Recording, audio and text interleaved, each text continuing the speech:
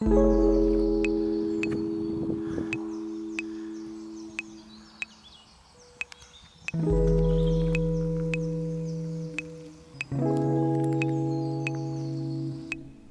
folks, I went back to the landowner and he kindly allowed me to come back into the permission that I did last week. See, very large ponds, there's a succession of them, about 6, running along the line of the 250 foot contour, and I'm on the north banks of the Tillingham tributary, which runs eastwards along with the Breed and the Rother being the main river. I'm doing the pasture areas today, and what inspired me was the fact that, I don't know if you can see there, we have great views to the south and west.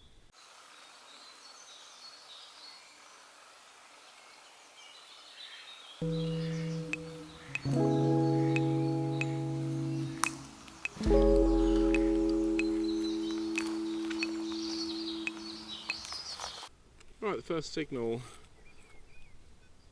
10 or 11 at 80%.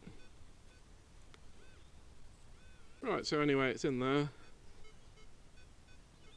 Hope you can hear me. I'm using my action cam rather than my phone today.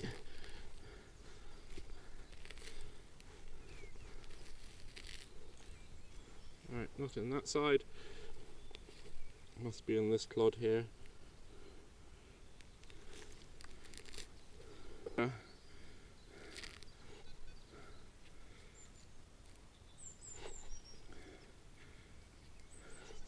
Right, tiny piece of lead. So hole number 1, tiny piece of lead. Alright, hole number 2. I didn't have my Bluetooth on, sorry. 13, 15. Alright, 13 in that clod there. Will it be a shotty?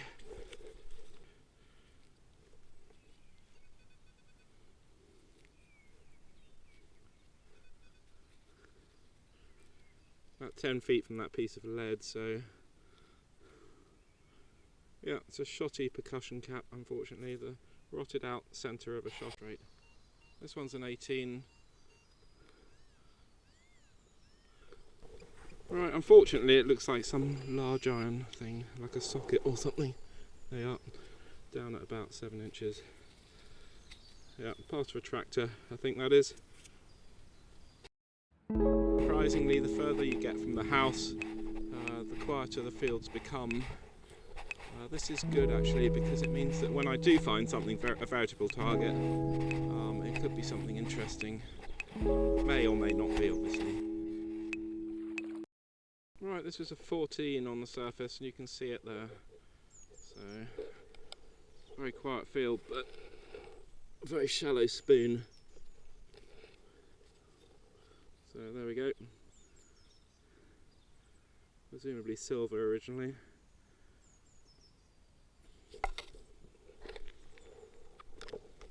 Right, 12 or 15. It's not picking up every which way, but it's deep, so probably a shotty, but the fact that it's deep makes it more interesting. Well, it may well be iron, because it's still rickety even though it's come out of the hole. Usually the signal improves when you get closer to it. So, yeah, shotty. Correct prediction, at least. Shotgun cartridge end. Right, this one's a shallow 14. It's in there. I don't know if you can see that. About 2 inches down. Probably a nail. Tiny little buckle fragment. So not a nail, which is good. Well, that's promising. Tiny bit of buckle. Right, heading to the adjoining field. Ironstone coming out anyway.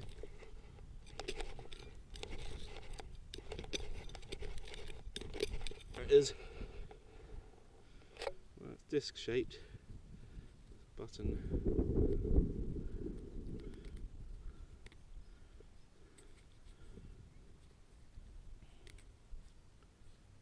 Right, there's a 4-holer button, just about see that. So 4-holer button.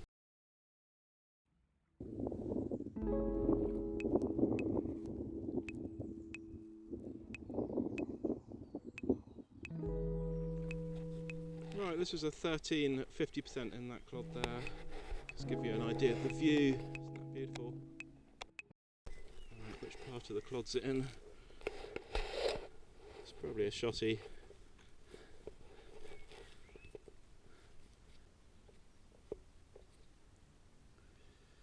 Right, it's a 4-hole button again. Another Victorian button. There you go.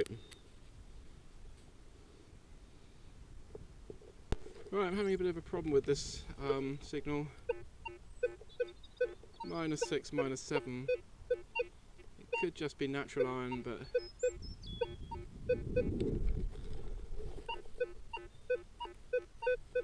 almost certain it is iron, whether it's worth digging down for or not.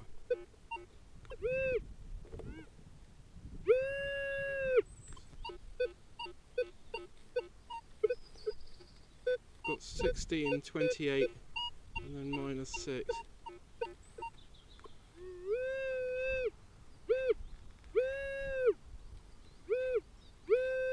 Might of course be a piece of lead, but that's how deep it is. That's about 13 or 14 inches. I'm not discounting the fact that it might be natural iron, but I don't know if you can get an impression. That's 15 inches now. I do think this stuff, it looks so much like pottery, could be pottery, but of course it's not, it's ironstone. There we are, going down to some depth now. Found a hearth, I've got charcoal in the bottom of the hole there. Not going to believe this, that is one mammoth hole. And down 1.5 foot, maybe, well, yeah, 1.5 foot at least, I have this. Cannot believe it. A pie tray. Oh dear. Oh well, such is life. Such is detecting sometimes. That sounded so much like something interesting.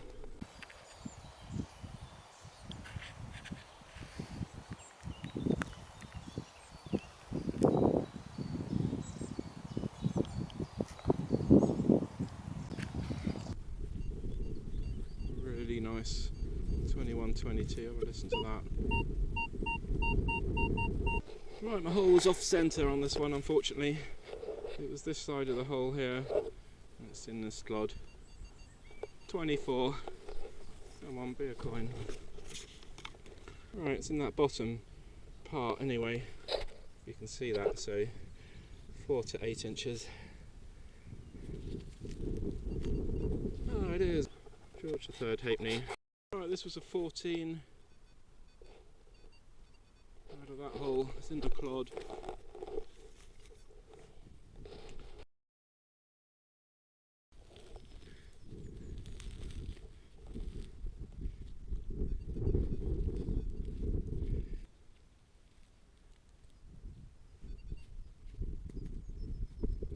I think that's some sort of piece of machinery. It's a sort of, I don't know, piece of copper ring, but it, I haven't got anything to show you, but it's a copper ring basically.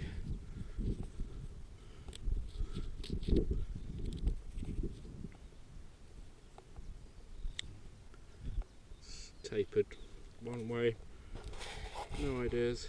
Right, got a bit of an ant's nest going on again there. 28, it's in the clod, but it's shallow. It was only 20%. I can see there's a coin amongst all those ants. Pre-decimal penny. Some description. Our late Queen Elizabeth II. Probably 60s.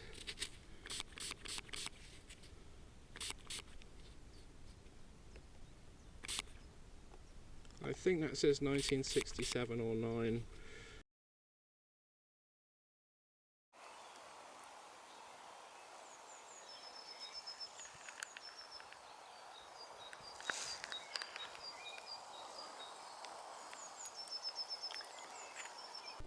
This was a 14, try as I might, the signal just disappeared on me, but the item had flown out. It's a rather sweet little Victorian or Georgian button, so that's always a good sign. It means that there were people here 200 years ago. 14, very close to the surface.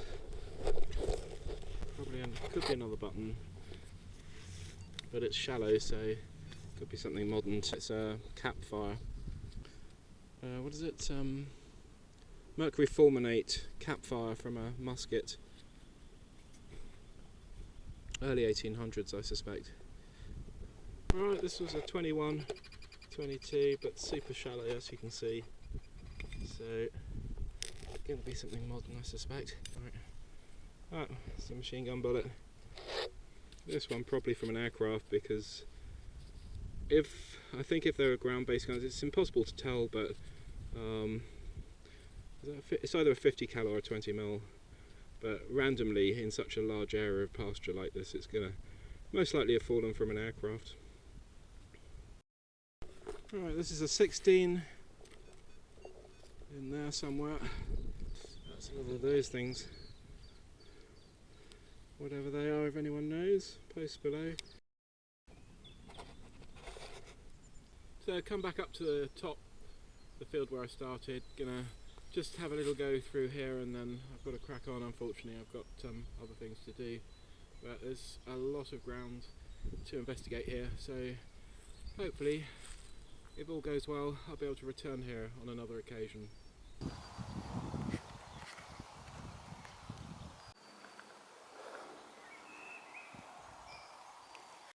Right, the usual roundup. 27 finds in total. There may have been about 30 in actual fact. There's a couple large bits of iron, but briefly, 3 buttons. Now these look Victorian in age. That one there could be Georgian. This is a Meccano toy chassis. Don't know from which decade, probably the 70s. We have a 1967 penny. 1967 penny. Queen Elizabeth II, the late Queen, and a Georgian halfpenny. Can't see which George, could be first, second or third, so could be late 1700s, could be early 1800s.